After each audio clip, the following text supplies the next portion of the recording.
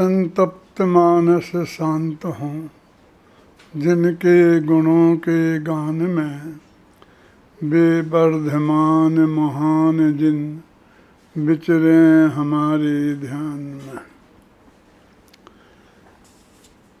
रहस्यपूर्ण चिट्ठी पर चर्चा चल रही है।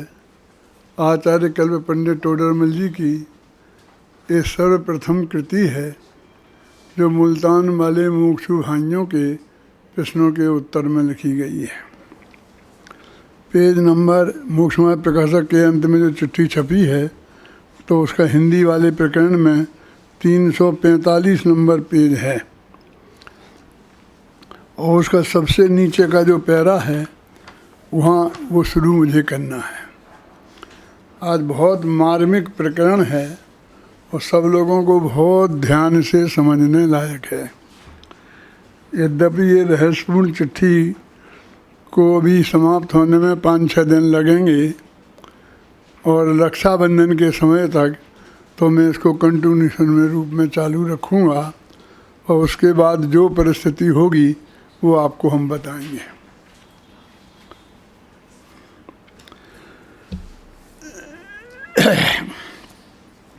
ऐसे प्रत्यक्ष और परोक्ष प्रमाण के भेद कहे। एक प्रश्न चल रहा था कि स्वानुभव है अथवा सम्यक दर्शन है वो प्रत्यक्ष है या परोक्ष है।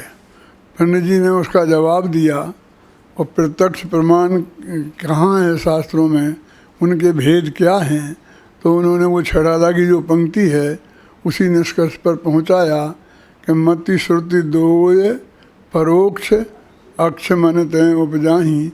मत ज्ञान और श्रुत ज्ञान दो परोक्ष हैं और अवध ज्ञान मन पर्याय दो हैं देश प्रत्यक्षा। वो देश प्रत्यक्ष हैं और केवल ज्ञान सकल प्रत्यक्ष है।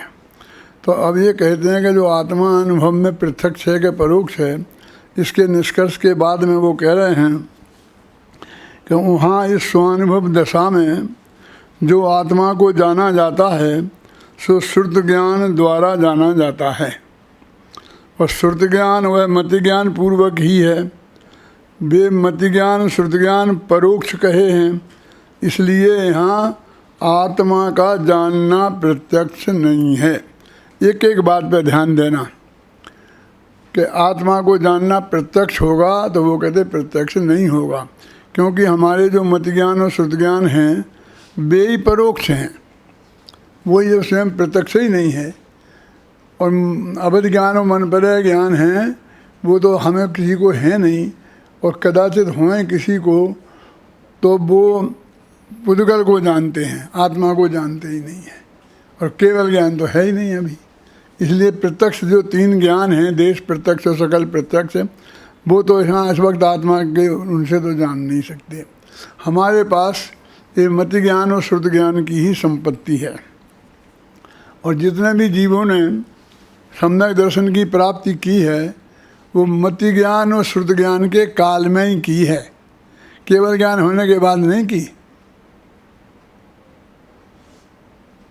अवध ज्ञान तो सम्मर्शन होने के पहले भी हो जाता है ना, लेकिन वो आत्मा को जानने के काम नहीं आता।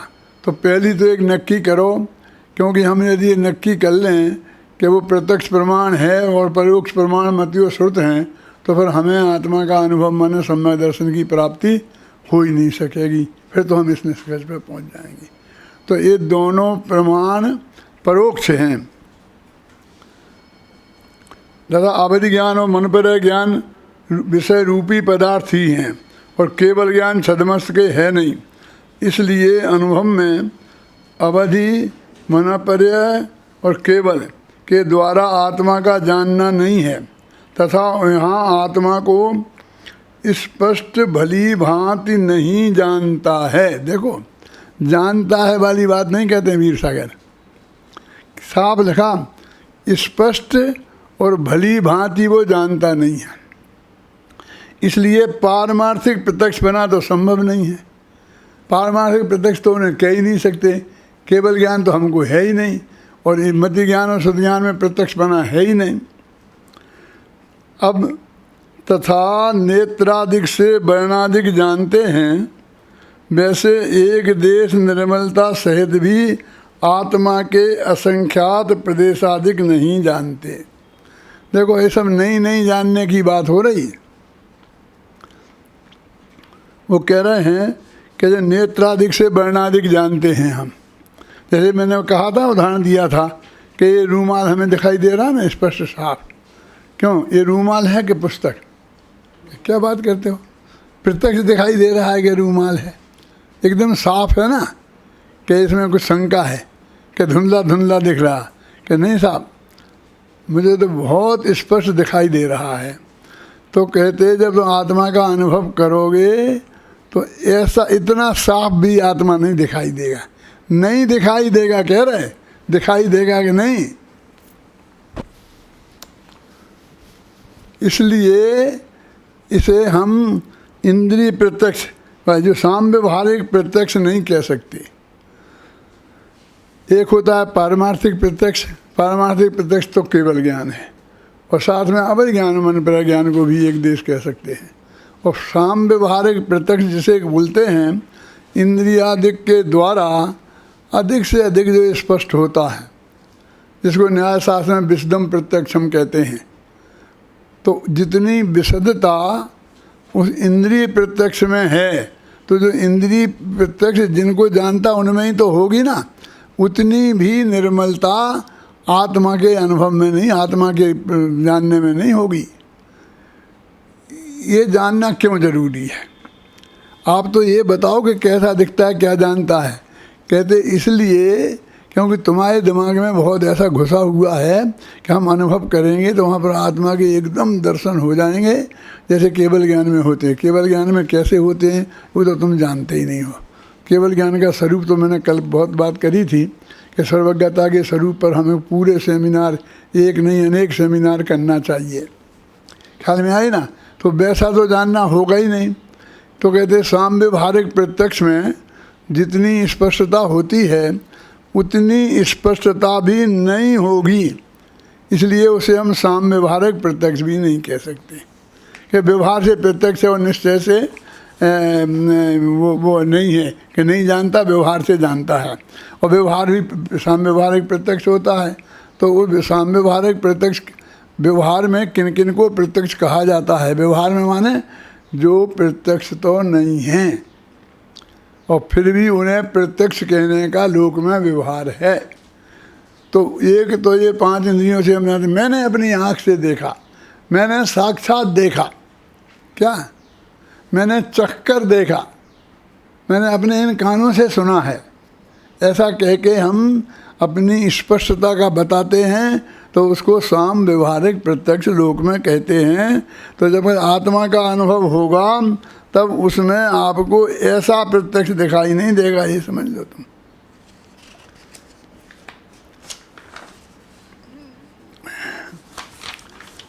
अब यहाँ पर तो आगम अनुमानाधिक परोक्ष ज्ञान से आत्मा का अनुभव होता है।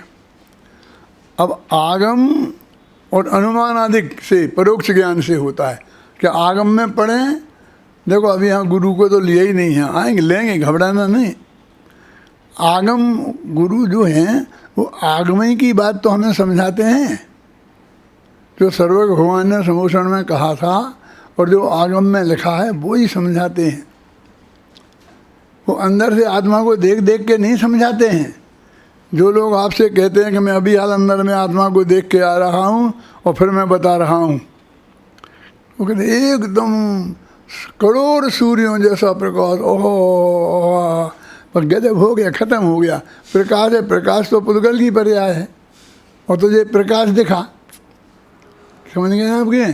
तो कहते हैं आत्मा अनुभव में जैसा तू कहता है, मैंने साख बहुत देखा, बढ़िया देखा साख, वो तो चोडरमल जी के ही शब्दों में तो पढ़ कि वैसा जैसा तूने ये रूमाल देखा, ऐसा भी आत्मार्थी सम्यक दृष्टियों ने, भरत चक्रवर्ती जैसे 6 सम्यक दृष्टियों की बात कह रहा हूँ, जब तक केवल ज्ञान नहीं हुआ था तब तक भगवान ऋषभदेव से महावीर तक के सभी तीर्थंकरों ने आत्मा को अनुभव किया था, तो उन्हें ऐसा रूमाल जैसा क्लियर भी दिखाई नहीं दिया था।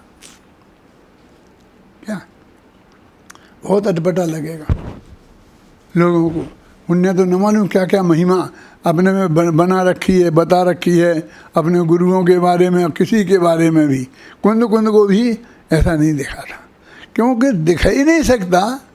मति ज्ञान श्रुत ज्ञान दो ही है ना, क्षयोपम ज्ञान है ये। जब तक केवल ज्ञान नहीं होता उसके एक समय पहले तक क्षयोपम ज्ञान रहता है, और उनको छद्मस्त कहते हैं कि वे छद्म में स्थित हैं। फिर हम न मालूम क्या किस तरह से इसका व्यवहार करते हैं। क्षयोपम ज्ञान से कुछ नहीं होगा। ये पंडित लोग हैं, इनके ज्ञान का क्षयोपम हो गया और इन्हें शास्त्र पढ़ लिए और फिर ये बता दिया, यहाँ बता दिया, इससे कुछ होने वाला नहीं है। फिर कैसे होगा? अनुभव ज्ञान से होगा, आत्म ज्ञान से होगा। अच्छा तो तुम क्यों होगा? तुम कर सकते हो? अरे हम कर सकते हैं? बताओ इन्हें भाई, हम क्या हैं? अरे हम तो कर चुके हैं। अरे तुम क्या कर चुके हो? तुम्हें इतना ही पता नहीं है कि इसमें आत्मा दिखाई देता है कि नहीं दिखाई देता है, कैसा दिखाई देता है। लोग देखो कहाँ पढ़ रहे थे अपन? आगम और अनुमान आदि परोक्ष ज्ञान में से आत्मा का अनुभव होता है। पहले नक्की के लो, आत्मा का अनुभव तो मति और श्रुत परोक्ष ज्ञान से ही होता है, जिसकी तुमने क्षयोपम कह के इतनी निंदा की है। तुम्हें यही पता नहीं था कि तुम्हारा ज्ञान भी वो क्षयोपम ही ज्ञान है। टोडरमल जी का ज्ञान भी क्षयोपम ज्ञान था, गुरुदेव श्री का ज्ञान भी क्षयोपम ही ज्ञान था, आचार्य कुंद का ज्ञान भी क्षयोपम ही ज्ञान था, गौतम गणधर का ज्ञान भी जब तक उन्हें केवल ज्ञान नहीं हुआ था ना, वो क्षयोपम ही ज्ञान था। एक दफ़े तुम्हें क्षयोपम ज्ञान की पूरी मर्यादा ख्याल में होती तो क्षयोपम ज्ञान के प्रति ऐसी हे बुद्धि तुम्हें नहीं आती। अब जिसमें काम होना है अशोक, तुम उसको तो हे मान लिया, उसको तो निंदनीय मान लिया, उसकी तो निंदा करने में अपनी ज़िंदगी निकाल दी। अनुभव होगा कैसे? जिससे होना था। ये कहते हैं साधन क्या है, तो एक साधन कहते हैं यही क्षयोपम ज्ञान है। ये दुनियादारी में लगा है, जो आत्मा के अनुभव की, आत्मा की तरफ नहीं लगा है, ऐसे क्षयोपम ज्ञान की निंदा लोक में की गई है। अनुभव, मैं कहता था कि जो डॉक्टर भाभा है उसकी सारी बुद्धि बहुत बुद्धिमान है, लेकिन अणुभट्टी चढ़ गई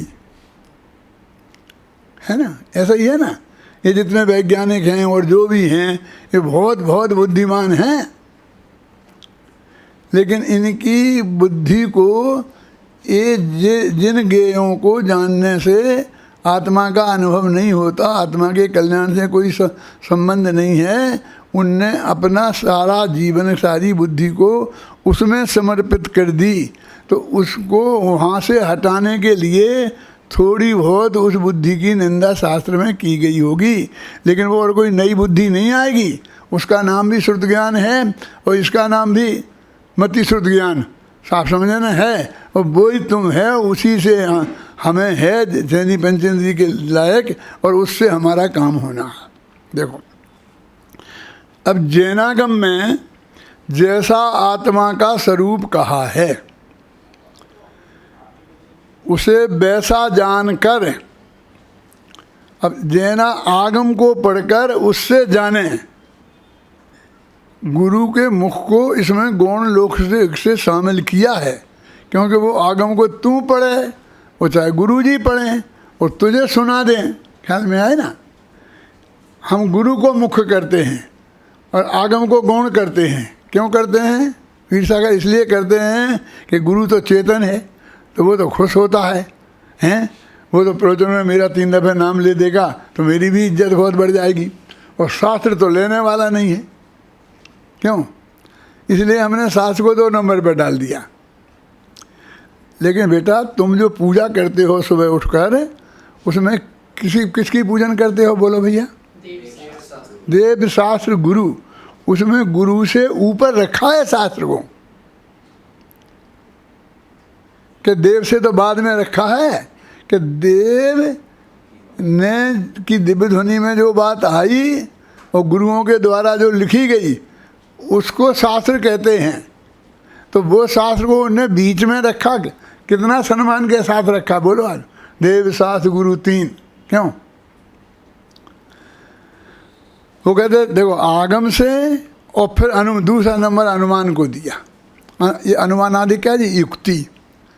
युक्ति माने तब वो आगम में भी लिखी है, अब वो कब लिखी गई थी और हम कब पढ़ रहे हैं, तो बीच में बहुत बड़ा गैप पड़ गया। तो युक्ति से यदि हम उसको नहीं कसेंगे कसौटी पर, तो हम आगम के नाम पर कोई भी आदमी कोई भी लाके हमें बताएगा कहीं से भी निकाल के, तो हम भ्रमित हो जाएंगे। इसलिए आगम अथवा युक्ति नहीं है, आगम और युक्ति, समझे ना? और युक्ति है कौन सी? कि जो प्रमाणात्मक हो। तो प्रमाणात्मक नए की तो अपन नए चक्र पढ़ते हैं ना, तो अपने विद्वान भी सब बहुत जानने लग गए, और प्रमाण के मामले में थोड़े कमज़ोर हैं। लेकिन तो प्रमाण को मुख्यता दी है, हमने तो वो पेज पढ़ लिया ना नए चक्र का, कि प्रमाण ज्ञान तो व्यवहार उसमें आ जाता है, उसमें व्यवहार का निषेध नहीं होता है, इसलिए पूज्य नहीं, परम पूज्य तो वो निश्चय नए है, वो पूज्य नहीं है, परम पूज्य नहीं है, हैं? कौन सा तुम्हारा वो प्रमाण नहीं है परम पूज्य? ये केवल ज्ञान भी तो प्रमाण है, वो है क्या नहीं परम पूज्य? जब बात हम एक कहते हैं, उस पेज को निकाल के दुनिया को बताते हैं, उस वक्त हम भूल जाते हैं कि केवल ज्ञान भी प्रमाण है। और ये जो भगवान का आगम है वो केवल ज्ञानी की दिव्य ध्वनि का सार है, और वही गुरुओं ने हमें बताया है। जो ये कहता है कि मैं आगम के अनुसार नहीं बल्कि अपने विवेक से बताता हूँ, कहते हैं मैं तुम्हारे विवेक से नहीं, हमको तो सर्वज्ञ भगवान की वाणी चाहिए। वो सर्वज्ञ भगवान की वाणी आगम के अनुसार परोक्ष ज्ञान से आत्मा का अनुभव में उससे होगा भोग। वो क्लियर अनुभव लिखते हैं कि नहीं वो इनसे तो जानता है, फिर अनुभव अलग करता है, वो ज्ञान अलग होगा। वे तो पंडित जी तो इतना भेद नहीं कर रहे हैं। जैनागम में जैसा आत्मा का स्वरूप कहा है उसे वैसा जानकर और उनमें परिणामों को मंगन करता है। यानी ऐसा नहीं है कि अभी अंदर में जाके परिणाम देख हो जाएगा, फिर वहाँ आत्मा देखेगा और फिर वो आत्मा का अनुभव होगा।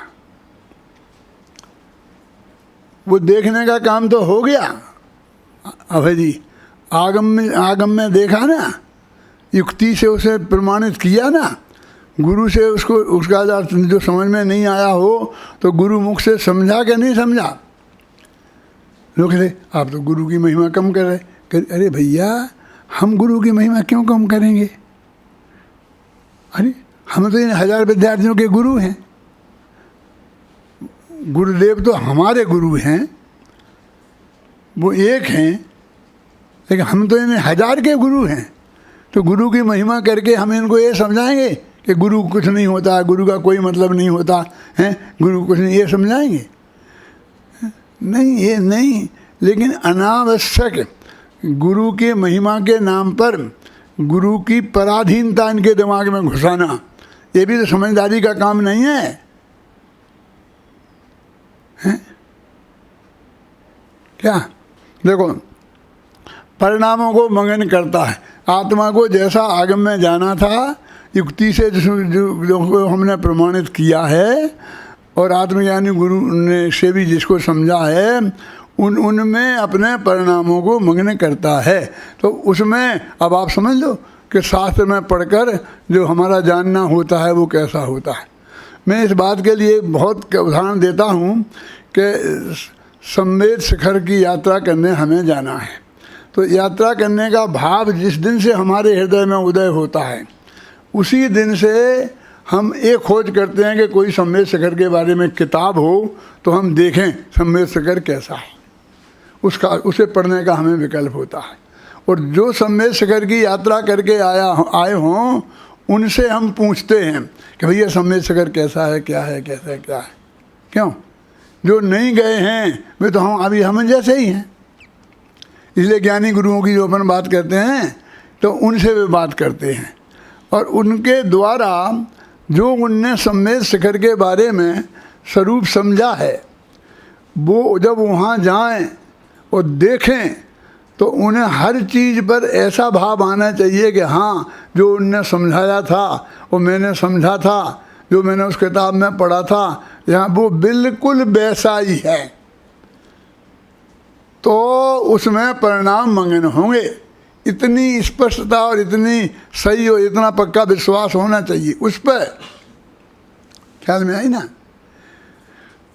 वो बहुत कम होता है, बहुत कठिन है ये काम। मैं खुद उदाहरण देता हूँ कि जब मैं यहाँ जयपुर में नहीं आया था, मुझे निमंत्रण मिला था इसकी वेदी प्रतिष्ठा का, गुरुदेव श्री पधारे थे, लेकिन मेरा एमए का पेपर था। 18 तारीख को वेदी प्रतिष्ठा थी और 18 तारीख को मेरा पेपर था, मैं नहीं आ पाया। तो मेरे को उत्सुकता तो बहुत थी, क्योंकि टोडरमल स्मारक भवन नया बना है, कैसा है। तो पंडित फूलचंद जी ने खानिया तत्व चर्चा के भूमिका में वो सारा वर्णन इसका लिखा था कि कैसा है। बीच में एक हॉल है, इतना है लंबा है, इतना चौड़ा है, तो उसके चारों तरफ 32 कमरे हैं, वो ऐसे हैं, ऐसे हैं, ऐसे सब वर्णन लिखा था। और उससे जो मेरे समझ में आया था टोडरमल स्मारक भवन, और जब मैं यहाँ आया और मैंने देखा तो बिल्कुल उससे अलग दिखा। भाषा तो वो ठीक थी कि 32 कमरे भी थे, वे 2 मंजिल में बटे हुए थे। मैं ऐसा समझा था कि बीच में हॉल होता है हर जगह, ऐसा हॉल होगा, फिर उसके बीच मैदान छूटा होगा चारों तरफ हॉल के, फिर उसके बाद जो बाउंड्री के पहले कमरे होंगे और इस हिसाब से कमरे बने होंगे चारों तरफ। मेरे दिमाग में ऐसा रूप आया था। इससे नहीं चलेगा। ऐसा तूने आत्मा भी ऐसा समझा जैसा तेरे अनुभव में वो आत्मा दिखे उतना ज़्यादा साफ दिखने वाला नहीं है, फिर भी जो दिखेगा वो तेरे आगम ज्ञान से जो तूने समझा है, युक्ति से जो तूने समझा है, गुरु के मुख से जो तूने समझा है, वो हर बात में यही आना चाहिए कि हाँ ऐसा ही समझा था। माने तेरी समझ इतनी एक्यूरेट होना चाहिए अनुभव के पहले, तो प्रायोगिक लब्धि तक पहुंच जाता है। ये आप समझो सब जने बहुत बार, ये बहुत मार्मिक प्रकरण है आज। अभी मैंने इसे जल्दी ले लिया है, थोड़ा विषय पीछे छोड़ दिया है, और आगे भी, क्योंकि अभी आज और कल के 2 ही दिन हैं, तो मैं ये बात आपको समझाना चाहता था। अभी मैं और 5-6 दिन करूँगा प्रवचन, तो उसमें वो सब बातें स्पष्ट करूँगा जो मैंने अभी छोड़ दी हैं और जो आगे आने वाली हैं, और गुरुदेव श्री के प्रवचनों में हैं जो मार्मिक बातें, वो भी मैं आपको समझाऊँगा। ख्याल में आई ना? मैंने तो सब पढ़ा है, अच्छी तरह से पढ़ के आता हूँ, लेकिन कहने की तो मर्यादा है ना, कहने की सीमा है।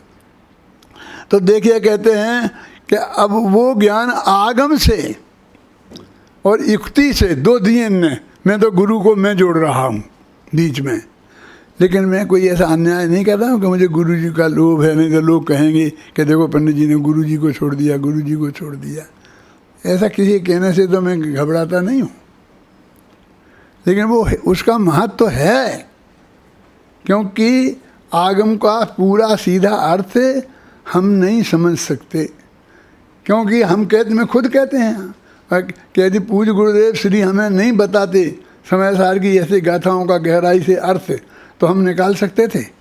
मैं तो कहता हूँ कि मेरी ताकत तो नहीं थी कि मैं निकाल लेता,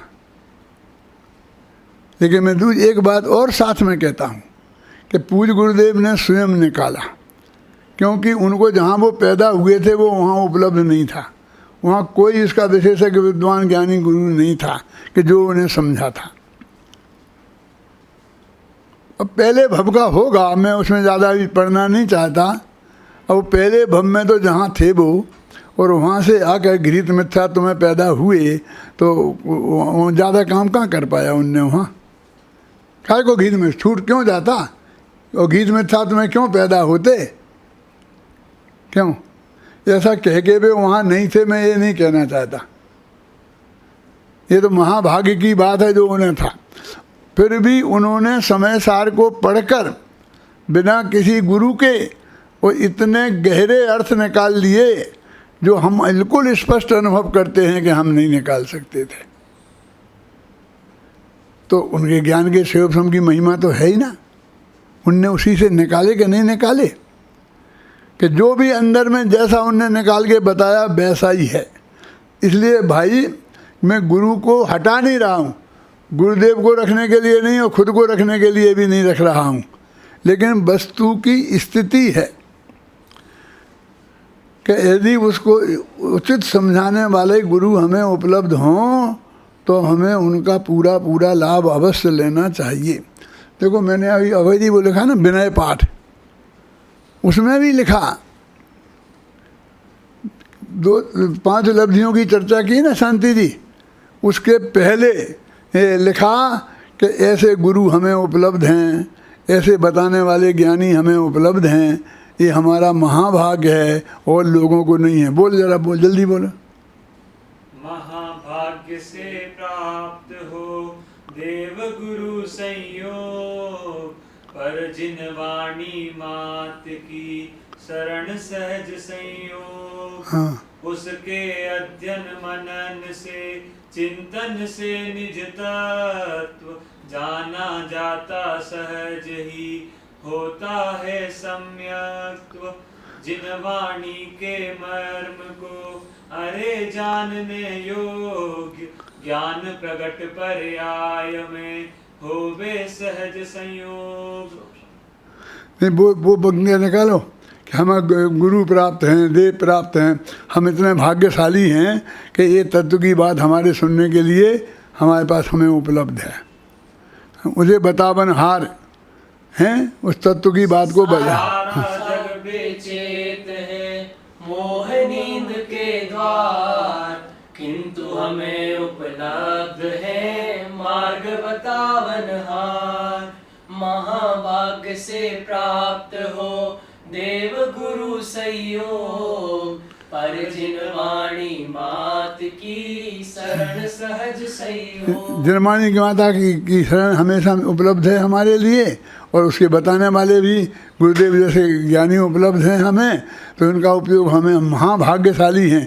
अपने भाग्य को कोसा नहीं, अरे जो उपलब्ध है उसकी तो बात नहीं करते हो, और जो अनुपलब्ध है उसकी बात करते हो।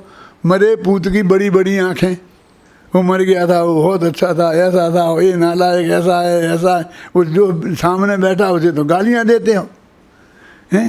जो तुम्हारा बुढ़ापा निकालने वाला है, जो तुम्हें अंत में तुम्हारी सेवा करने वाला है, दवा दारू करने वाला है, 2 रोटियां देने वाला है, उसकी तो गालियां देते हो, और जो मर गया उसके गीत गाते हो। वो क्या करेगा आकर के?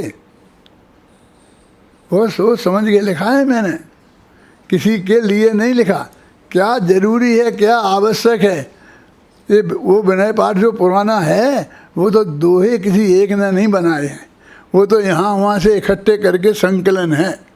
उनमें 1-2 दोहे भक्ताम्बर काव्य के हैं, भक्ताम का हिंदी अनुवाद है ना, उन्होंने किया है, पुराना बहुत पुराना है ना, आदि पुरुष आदि जन आदि सुविधि करतार, जिनने किया उनमें है वो 1-2 छंद, और 1-2 छंद यहाँ वहाँ हैं। तो उनको जहाँ जहाँ से उपलब्ध हो गए तब तक वो हमारे बुंदेलखंड में जब दर्द होते थे ना, उस टाइम पर उसे पढ़ते थे, तो उसमें उसे पढ़ते जाते थे, दर्द होते जाते थे, ख्याल में आई ना, और फिर बाद में करते थे। तो मैंने कहा कि इतना समय चाहिए, 20 छंद हों तो जो पहले की जो प्रक्रियाएँ हैं वो शुरू हो जाएं, तो उसमें ऐसी बात तो आवे जो मूल तत्व की बात हो, हमारे हित की बात हो, हमें कुछ उपदेश दे रही हो, बता रही हो, कुछ मार्ग पे लगा रही हो। वो सोच समझ के 1-1 छंद लिखा है हैं, और किसी को खुश करने के लिए नहीं, बिल्कुल नहीं, कोई नाराज़ हो जाएगा उसके डर से भी नहीं, कुछ नहीं। अब शांति से हम कहते सोचो विचारो जो भी है। तो कहाँ पढ़ रहे थे अपन? उसमें परिणामों को मंगन करता है, इसलिए आगम परोक्ष प्रमाण कहते हैं। वो कहते हैं आगम के से तुम आत्मा का स्वरूप समझकर और सीधे उस स्वरूप में परिणामों को मंगन करने की कोशिश कर सकते हो।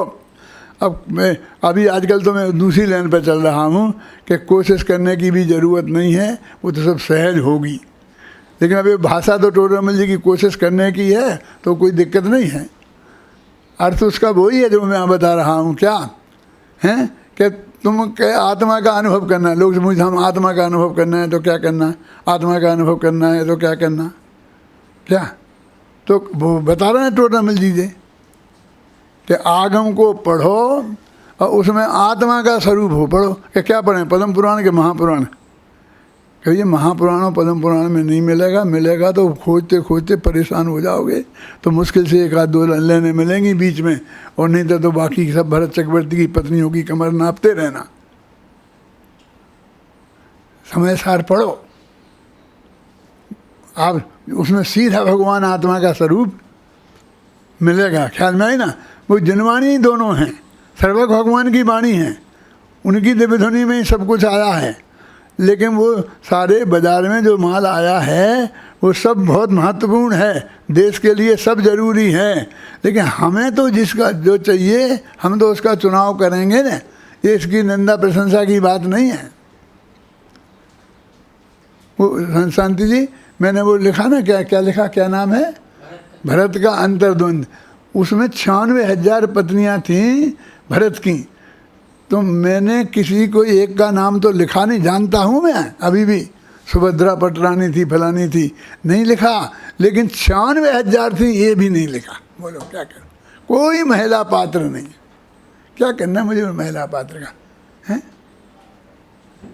मैं यहाँ टोडरमल स्मारक में जब इंदौर से आया था ना, तो लोगों ने मेरे से बहुत कहा था कि मत जाओ, तुम गवर्नमेंट सर्विस में हो, अब तुम्हें अच्छी से अच्छी मिलेगी, प्रोफेसर बन जाओगे, फिर प्रिंसिपल बन जाओगे, फिर ये बन जाओगे, फिर वो बन जाओगे, तुम इसको गवर्नमेंट सर्विस छोड़ के मत जाओ।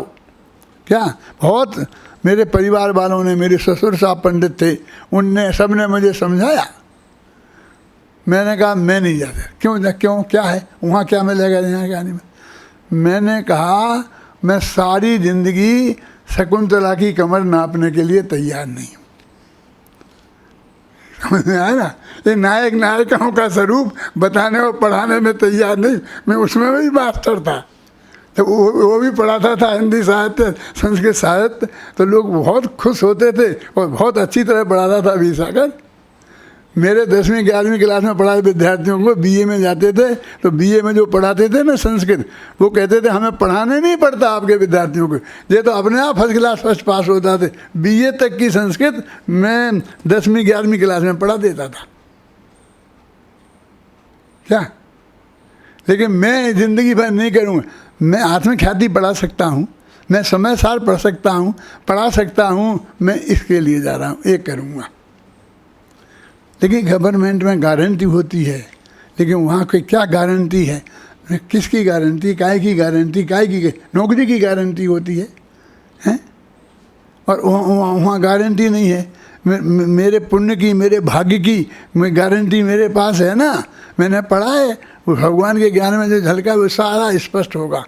तो नहीं आप सोच लो, एक दफ़े सोच लो। मैं जानता नहीं हूँ क्या सोचूं।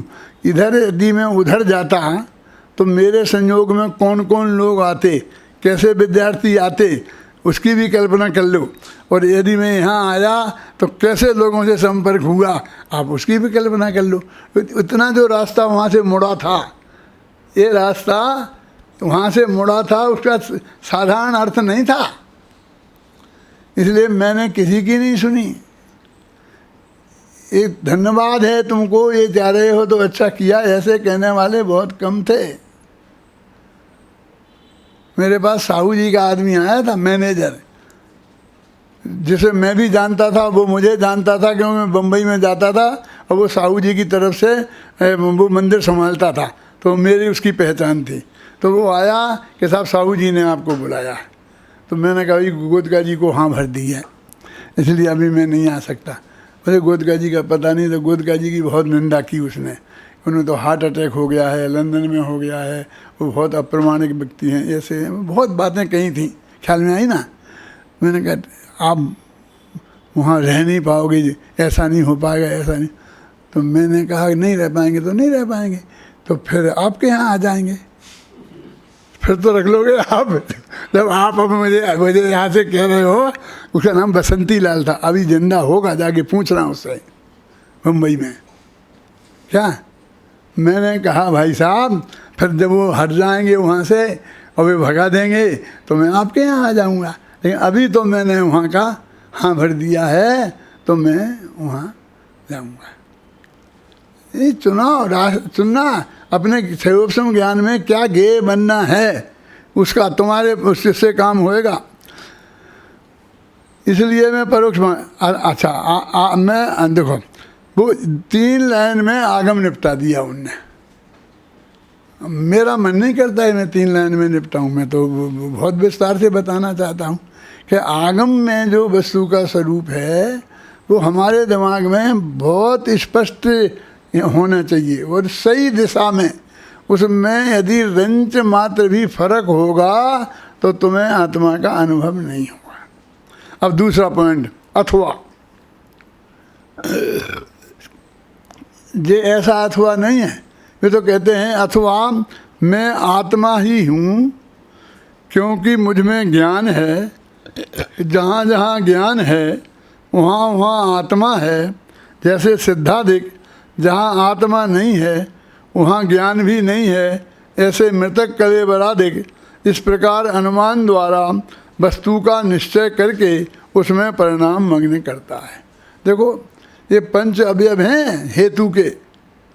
वो टोडरमल जी ने एक उदाहरण के माध्यम से, हम जब पढ़ते थे ना न्याय शास्त्र पढ़ते थे, व्याकरण पढ़ो तो बस एको अणची आध गुणा और बस वो पढ़ना पड़ता है। और यदि न्याय पढ़ो तो यत्र यत्र बन्नी तत्र तत्र धूमा यथा महानसा है पर्वतो एवं अग्निमान धूमत्वात् क्यों मैं कहता था, मजाक ही उड़ाता था अपने गुरुओं की कि ये सारी जिंदगी की इसमें ही निकल जाएगी।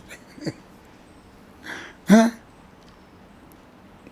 अब आता है मेरी समझ में कि उसका क्या महत्व है।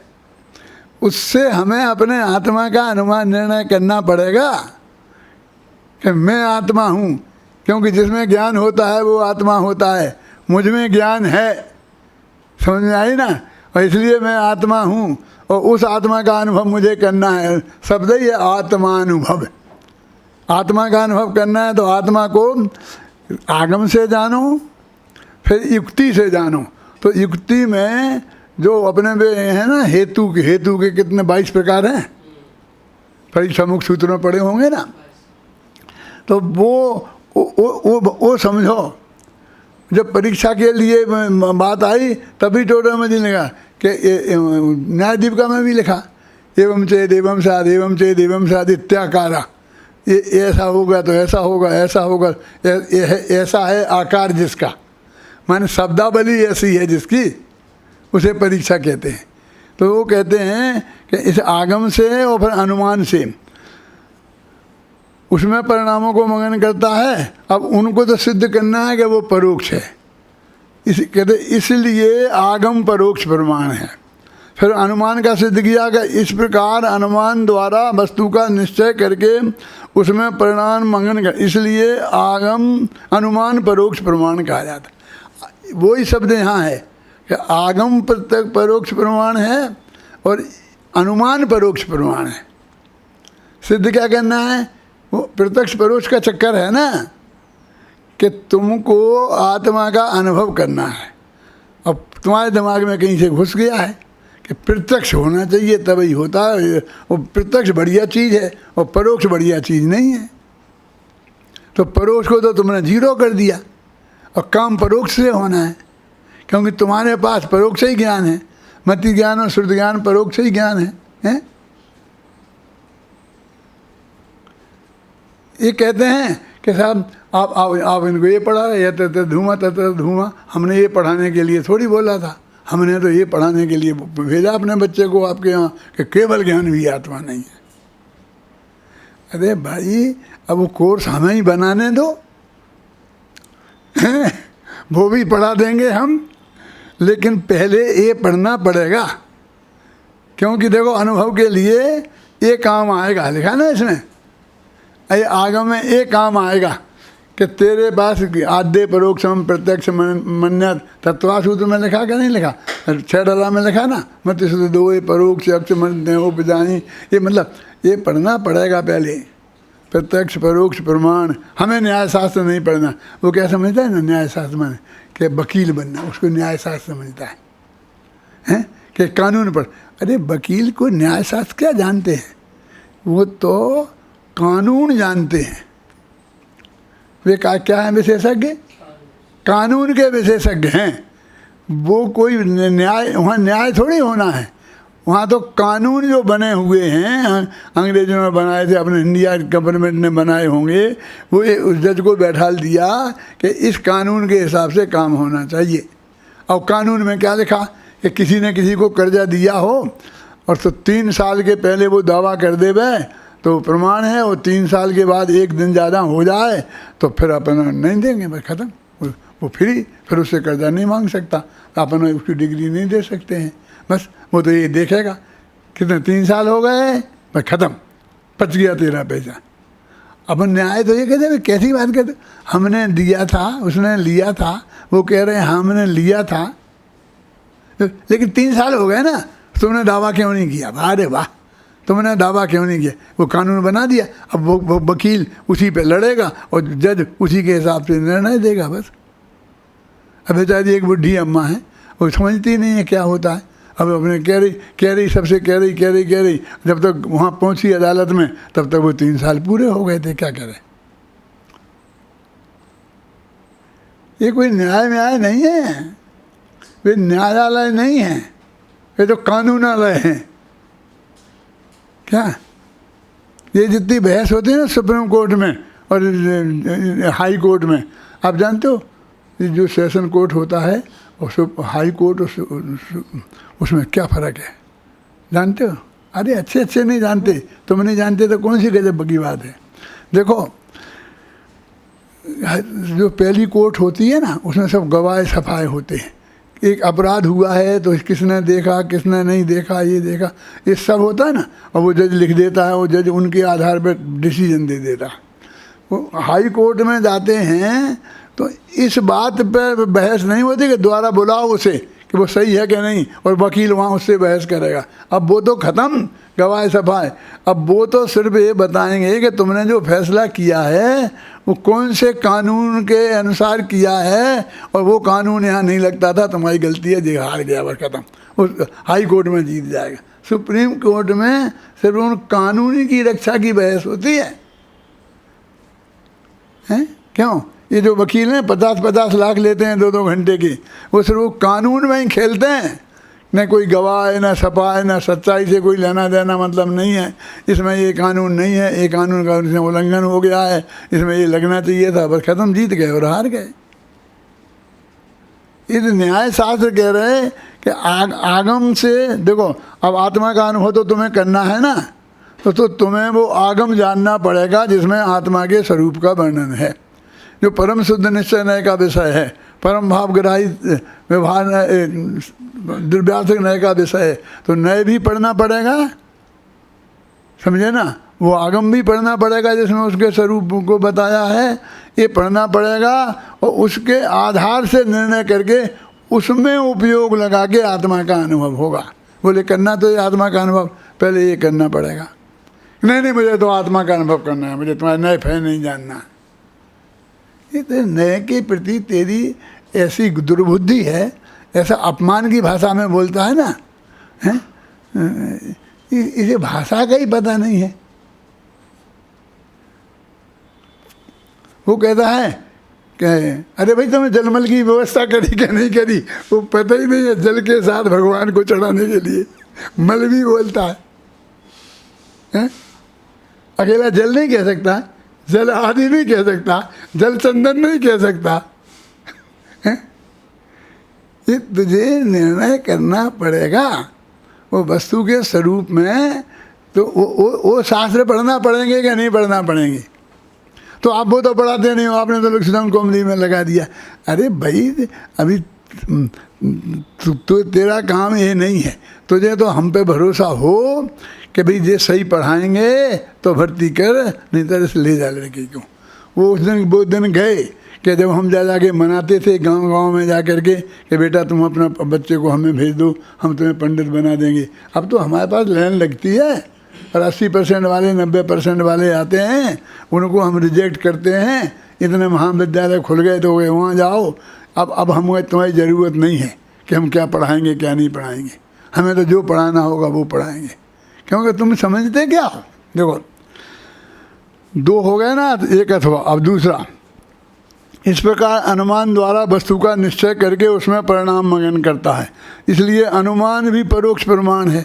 माने कहने का मतलब ये है तो आगम से निर्णय करना पड़ेगा आत्मा का, अनुमान से निर्णय करना पड़ेगा, वो दोनों परोक्ष प्रमाण हैं। तो पहले तू तो परोक्ष प्रमाण की महिमा समझ। क्या क्यों प्रत्यक्ष की नहीं, ये प्रत्यक्ष तो तुझे चाहिए, वो काम नहीं आएगा। काम तो ये परोक्ष आएंगे उस प्रत्यक्ष ज्ञान को प्राप्त करने में। ख्याल में आई ना? वो केवल ज्ञान तेरे को है नहीं, वो तो प्राप्तव्य है। सुनो, अथवा फिर तीसरा, आगम अनुमान के द्वारा बस जो वस्तु जानने में आई, आगम से जानने में आई और अनुमान से जानने में आई, उसको याद रखकर उसमें परिणाम मंगन करता है, उसे स्मृति कहते हैं। तो स्मृति भी परोक्ष प्रमाण है। गुरुदेव ने इसमें यह अर्थ करते में क्या लिखा शांति जी? गुरुदेव ने ये लिखा है कि ये तो उस जो एक दफ़े अनुभव कर चुका उसको होगी, क्योंकि स्मृति उसको ही होगी। अनुभव किया ही नहीं है, उसको जाके अनुभव करने के बाद वो धारणा में पहुंच गया, वो ही तो स्मृति में आएगा। तो कहते अब हम रोज ही नाम आत्मा का अनुभव करेंगे, तो पहले हमने कभी नहीं किया तो आगे आगम से करेंगे, अनुमान से करेंगे, और द्वारा करेंगे तो फिर भी आगम अनुमान से कर सकते हैं और स्मृति से भी कर सकते हैं, क्योंकि हमें पहले हुआ था। स्मृति वो भी परोक्ष प्रमाण है, लिखा ना इसमें।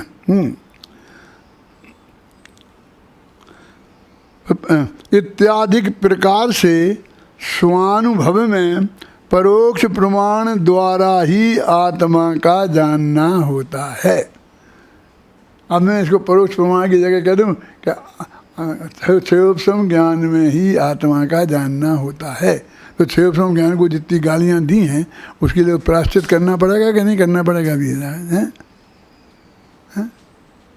भी सागर की जरूरत नहीं है, वो तो आगे स्मृति पढ़ाएगा, वो तो प्रत्यक्ष पढ़ाएगा। अरे भाई, जो जिसका विशेषज्ञ है वो पढ़ाएगा और उसकी ज़रूरत है तुम्हारे लिए, ये तो हमने नक्की किया है ना क्या पढ़वाना। वो तो और भी बहुत कुछ पढ़ा सकता है, हैं? ये उस पर दोष क्यों मरते हो? मरना है तो हम पे मरो। हमने कहा है भाई वीर सागर तुमको ज़रा न्याय परीक्षा में पढ़ा देना, हमारा ये तीसरा अध्याय इनकी समझ में नहीं आता है तो तुम ज़रा ढंग से समझा दो। देखो इस प्रकार हो गया ना, स्वानुभव में परोक्ष प्रमाण द्वारा ही आत्मा का जानना होता है। कि इतनी बात क्लियर कर दी ना इतने में, इतने से। अब वहाँ पहले जानना होता है और पश्चात जो स्वरूप जाना उसी में परिणाम मंगन होते हैं। जो जाना, परोक्ष में जाना, पढ़कर जाना, लिखकर, जो जितना समझ में आया वो जितना स्पष्ट है जैसा है, और वो गारंटी से आत्मा के प्रदेश दिखाई नहीं देंगे। आत्मा के असंख्य प्रदेश हैं और अनंत गुण हैं, ये सब आगम से ही जानना पड़ेंगे बेटा। कभी तुम गिन के नहीं जान सकोगे। केवल ज्ञान होने के पहले केवल ज्ञानी ही जान सकते हैं, तो वे भी गिनने नहीं बैठते हैं, क्यों गिने ही नहीं जाते। 1 2 3, जब एक का जब 2 नहीं कही, 2 कही जब 1 नहीं कही, तो वो तो अनंत काल लग जाएगा।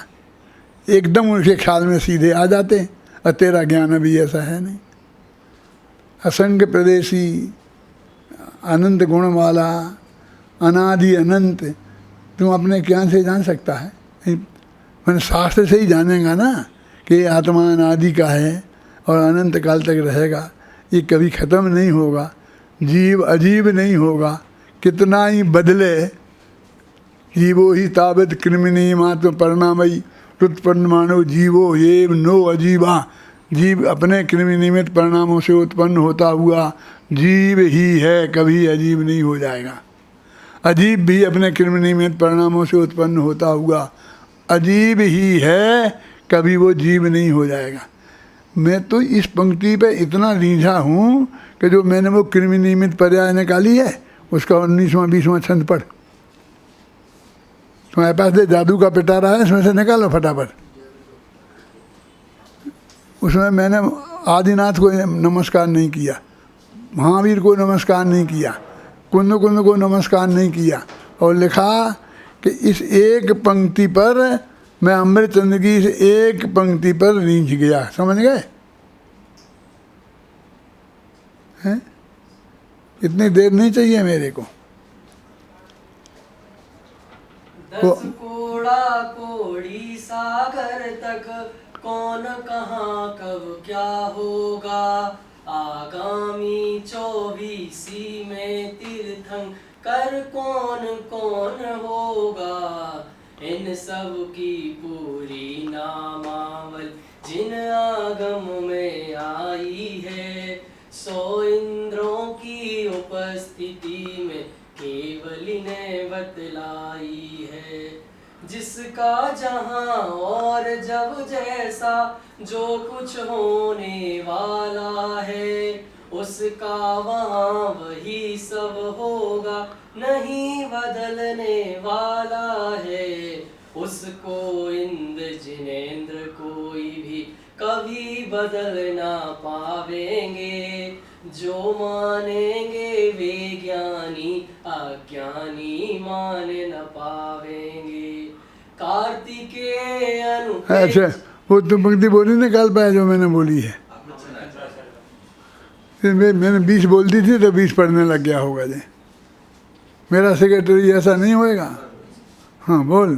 पर्याय क्रम नियमित है इस महासत्य का उद्घाटन, एक पंक्ति से हो जाता मिल जाता हमें मार्गदर्शन। आत्मख्याति की इस पंक्ति पर बार बार बलि जाऊं मैं, अमृत चंद्राचार्य देव के चरणों में झुक जाऊं मैं। कि अमृत चंद्राचार्य को नमस्कार किया, कुंद कुंद को नहीं किया। एक पंक्ति पर मैं रीझ गया है। अब एक पंक्ति पर मुझे प्रवचन करना है तो 10 दिन चाहिए। बोलो चलेगा तुम्हारा काम है? अब तुम तो ऐसा देते हो कि पूरा 7वां अध्याय और 15 मिनट में बता देना डॉक्टर साहब। और ये 15 मिनट भी जब देते हो जब तुम्हारा समय खत्म हो जाता है सभा का, 11 साढ़े 11 बजे खत्म होनी थी तो 11:15 बजे थमाते हो हैं? और पूरा अध्याय का बता दो। अब हम क्या करें? बोलो क्या बता देते हैं? क्योंकि तुम हमारा बीच में नहीं करा सकते हो, बीच में करा दो। दादा आप समझते नहीं हैं। मैंने कहा समझ आ तो तुम्हें ही है बेटा, बता।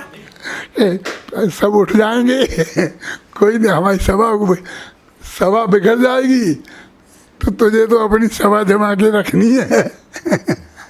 हमसे कुछ समझना थोड़ी है, हैं? हमसे समझना आता समझने की बात कर, तेरी सभा जमाने के लिए थोड़ी हम हैं। देखो अभी इत्यादि स्वानुभव के परोक्ष प्रमाण द्वारा ही आत्मा का जानना होता। क्लियर कर दिया। पर इससे ज़्यादा स्पष्ट और क्या होगा? वहाँ पहले जानना होता है, पश्चात स्वरूप में जाना, उसी में परिणाम मंगन होते। जो जाना उसमें ही परिणाम मंगन होते हैं। परिणाम मंगन होने पर भी कुछ विशेष जानपना होता नहीं।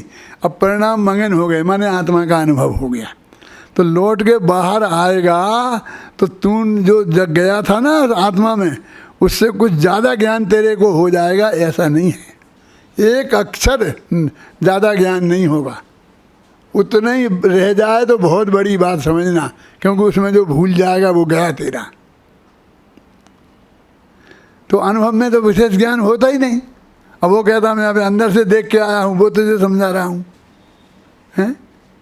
मैं अभी मैं उनसे सुन के आए हैं कुंदाचार्य, किन से? श्रीमंदर स्वामी ने। तो उनसे सुनी सुनाई बात बता रहे थे।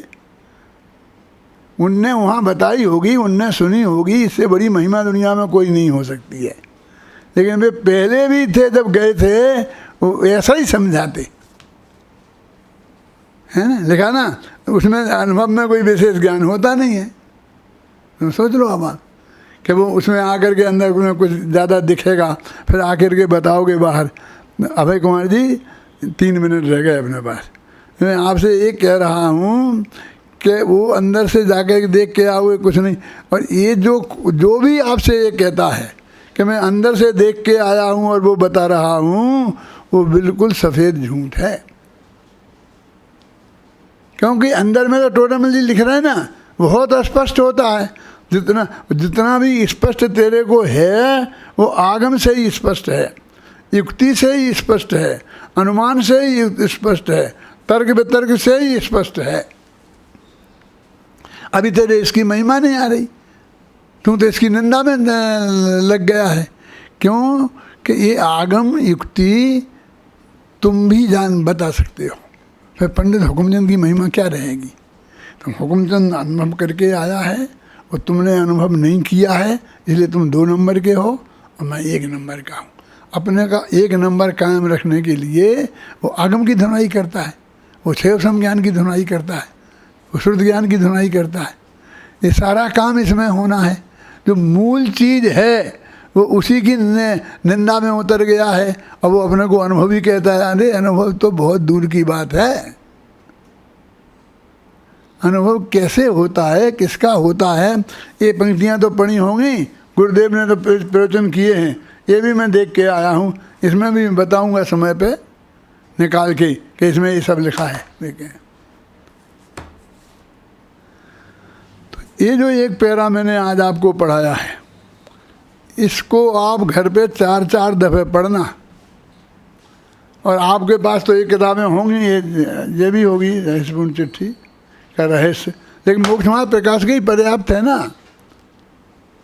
मैंने बहुत सोची थी ये सब पढ़ी, ये पढ़ी, लेकिन अभय कुमार जी मुझे इनको पढ़ने का विकल्प नहीं आया। मूल टोडरमल जी के मोक्ष मार्ग प्रकाशक से ही प्रवचन करने का भाव आया, यही पढ़ के सुनाया मैंने आपको।